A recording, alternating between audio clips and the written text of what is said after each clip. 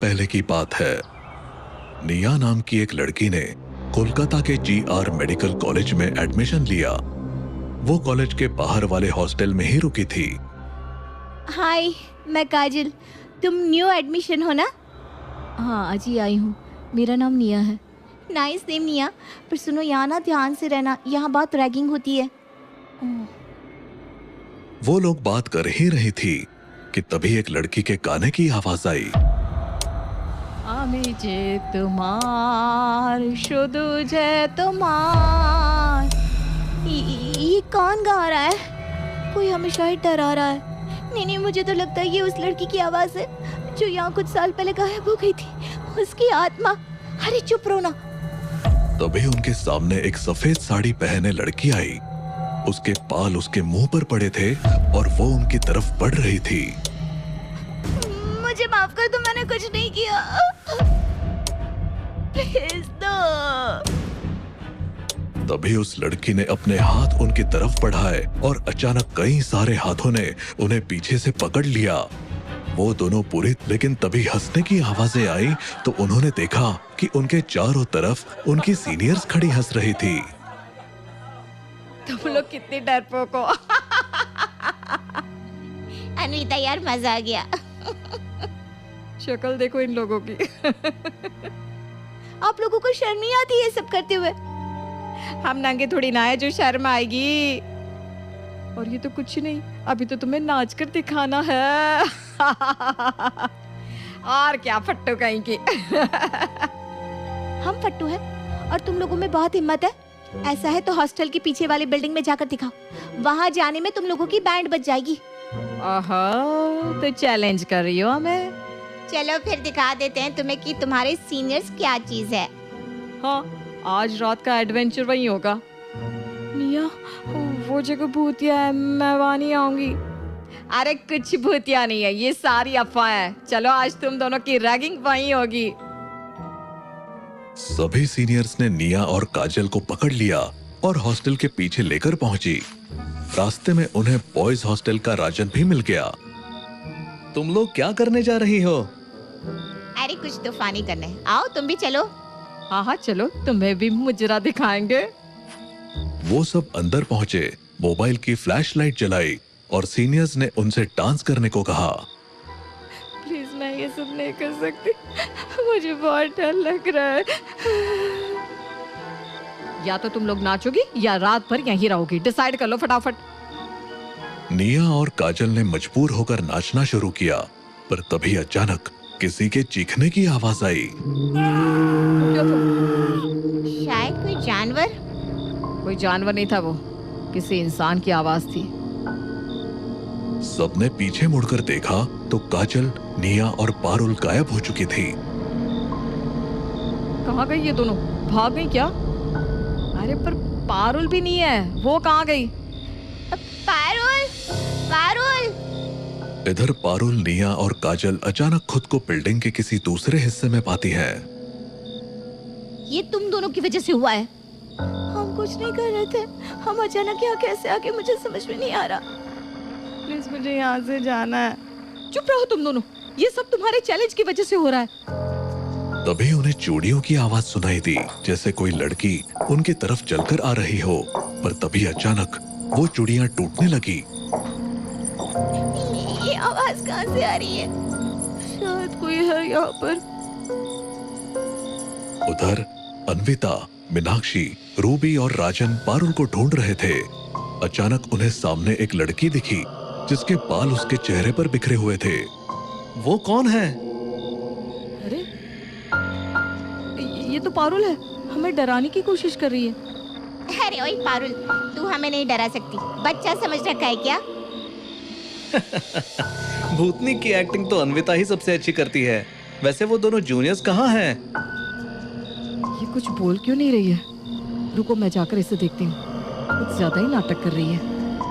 अन्विता उस लड़के के पास जाती है। वो पारुल, बस करो ना अब। हमने तुम्हें पकड़ लिया, ये सब बंद करो। जैसे ही अन्विता ने लड़की को छूने की कोशिश की, लड़की ने अचानक से उसका हाथ पकड़ा और जोर से खींच लिया। इससे पहले कि कोई कुछ समझ पाता, उस लड़की ने अन्विता को छत से धक्का दे दिया। अन्विता चीखते हुए नीचे गिरी और वहीं दम तोड़ दिया।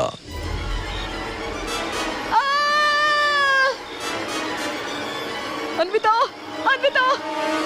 ये क्या? वो पारुल नहीं थी। भागो यहाँ से, यहाँ कुछ बहुत गलत हो रहा है।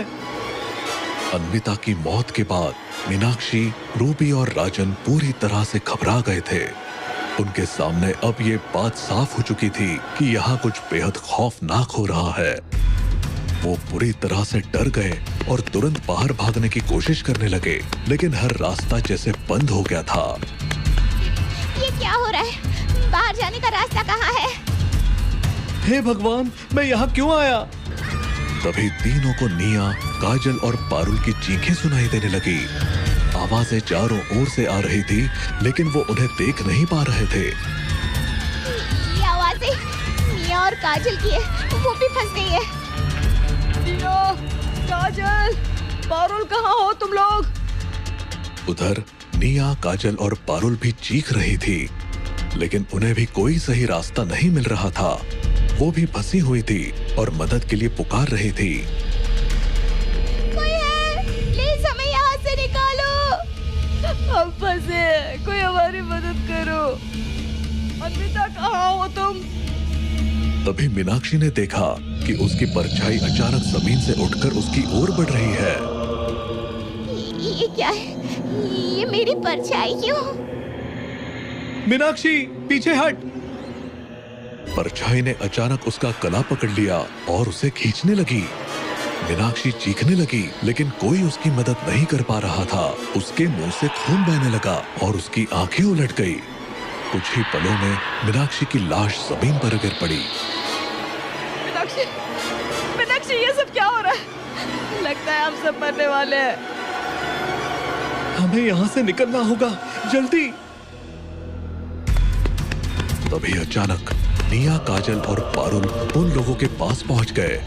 जैसे ही उन्होंने मीनाक्षी की लाश देखी, पारुल जोर जोर से रोने लगी। मीनाक्षी, कैसे हो गया? हमें यहाँ से निकलना होगा, वरना हम सब मारे जाएंगे। ये तेरी वजह से हो रहा है। तूने ही चैलेंज दिया था ना अन्विता को। अन्विता कहाँ है? रूबी ने उसे अन्विता के बारे में बताया तो वो और जोर जोर से रोने लगी। लेकिन तभी एक और खौफनाक घटना घटी। राजन अचानक हवा में उठने लगा और जोर से दीवार से जाकर टकरा गया। उसका सिर दीवार से टकराने की वजह से फट गया और खून बहने लगा। कुछ ही पलों में राजन की सांसें थम गई और उसकी लाश जमीन पर गिर पड़ी। राजन! नहीं! भागो, जल्दी भागो यहाँ से। हमें बाहर निकलना होगा। रूबी भागते भागते अचानक किसी से टकरा गई। उसने सोचा कि वो पारुल है और बिना सोचे समझे उसे जोर से गले लगा लिया। हमें यहाँ से जल्दी निकलना होगा, मुझे बहुत डर लग रहा है। तभी दूर से पारुल की आवाज आई। रूबी, मैं यहाँ हूँ। तुम किसे गले लगा रही हो?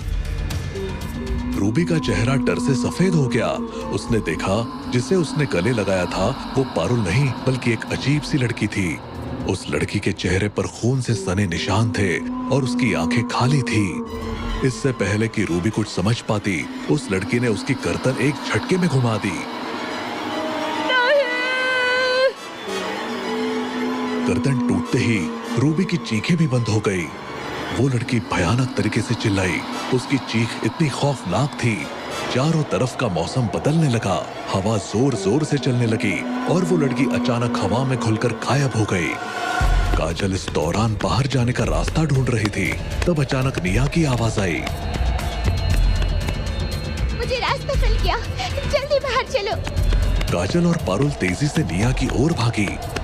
काजल सबसे पहले दरवाजे से बाहर निकल गई, लेकिन पारुल ने देखा कि निया रुक गई है। निया रुकी क्यों? चलो ना बाहर।